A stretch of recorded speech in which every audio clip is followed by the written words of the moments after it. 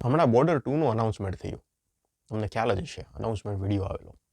એ ફિલ્મનું હજુ અનાઉન્સમેન્ટ જ થયું છે, કોઈ ઓફિશિયલ પોસ્ટર, ટીઝર, ટ્રેલર કાંઈ નથી આવ્યું. છતાં એ ફિલ્મની હાઈપ અત્યારે માર્કેટમાં એટલી થઈ ગઈ છે, એનું એક જ કારણ છે, બોર્ડર, એક એપિક બ્લોકબસ્ટર. હવે એ ફિલ્મની સિક્વલ આવે એટલે ફિલ્મ મેકર્સ છે એમાં ટીમના બધા મેમ્બર્સ, ડિરેક્ટર હોય, પ્રોડ્યુસર હોય, એક્ટર હોય, રાઇટર હોય, મ્યુઝિશિયન હોય, બધાની જવાબદારી ડબલ થઈ જાય. જવાબદારી ડબલ કેમ થઈ જાય? તો કે ભાઈ, જે પહેલો પાર્ટ હતો ને, એ લેવલનું કામ નીકળી શકે તો કાઢવાનું, બાકી એનાથી નીચું કામ તો જરીક પણ નહીં. મ્યુઝિક પણ નહીં, એક્ટિંગ પણ નહીં, ડાયલોગ પણ નહીં, ડિરેક્શન પણ નહીં. પહેલા પાર્ટ કરતાં નીચેનું કામ એક પણ દોરાવા ના ચાલે. એનાથી ઉપર થાય તો બેસ્ટ, પણ એ લેવલનું તો થવું જ જોઈએ. એવી જવાબદારી વધી જાય જ્યારે તમે સિક્વલ બનાવતા હો. તો આ ફિલ્મ સાથે પણ એવું જ છે. બધી ફિલ્મ સાથે, સિક્વલ સાથે એવું જ હોય છે. ફક્ત મહિલાઓ માટે ફિલ્મ જોઈતી અને ફક્ત પુરુષો માટેનું ટ્રેલર જોયું.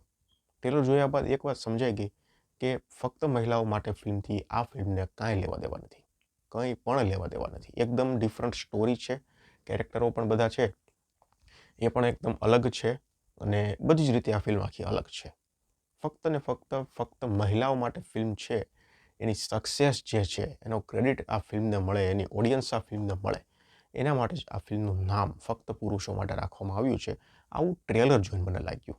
હજી ફિલ્મ જોઈએ પછી કંઈક કનેક્શન નીકળે તો વાત અલગ છે. તો ફક્ત મહિલાઓ માટે ફિલ્મ એક એપિક બ્લોકબસ્ટર હતી.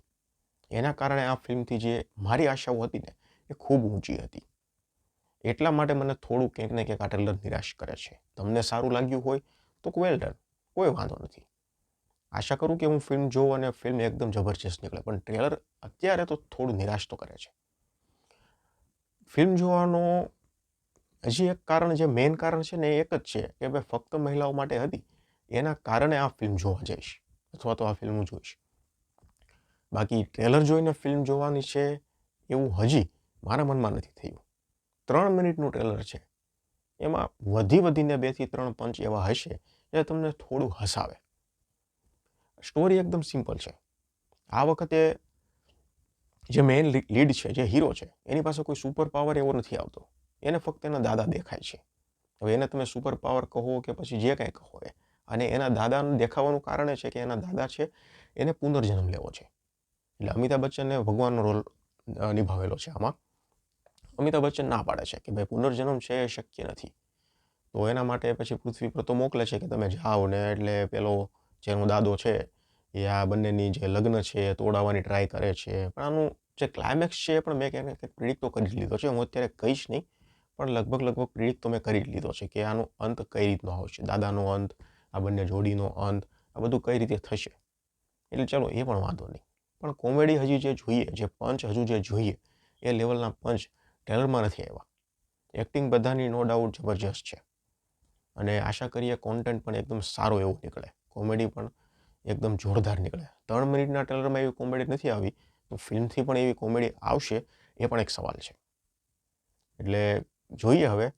23 ઓગસ્ટે ફિલ્મ પોસ્ટપોન થઈ ગઈ, એ વસ્તુ એક ખૂબ સારી કરી, કારણ કે 15 ઓગસ્ટે ફિલ્મ આવત તો બહુ બધી ફિલ્મ આવે છે, એમાં આ ફિલ્મ ક્યાંક ને ક્યાંક થોડી દબાઈ જાત.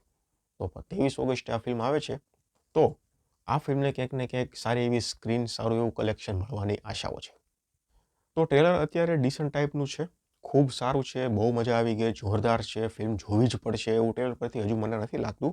તમને ટ્રેલર કેવું લાગ્યું એ પાછું મને કમેન્ટ સેક્શનમાં જણાવજો. ધન્યવાદ.